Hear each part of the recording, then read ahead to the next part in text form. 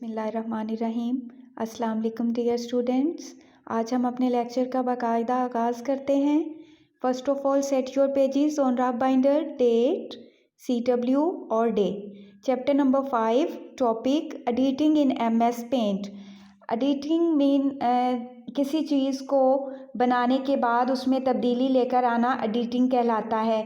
और पेंट मायने जिसमें हम ड्राइंग करते हैं और न्यू इमेज बनाते हैं और कलर करते हैं। फर्स्ट ऑफ ऑल हम करेंगे वर्ड्स मीनिंग।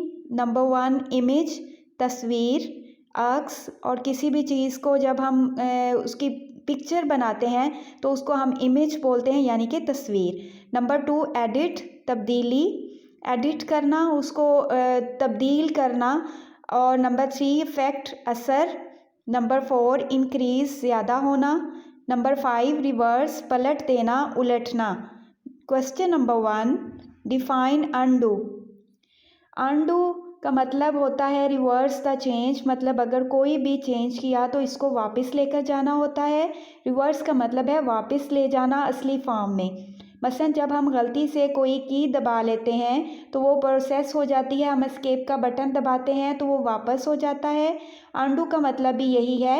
इसके लिए शॉर्टकट की भी इस्तेमाल होती है, Ctrl+Z। आंसर है रिवर्स द चेंज।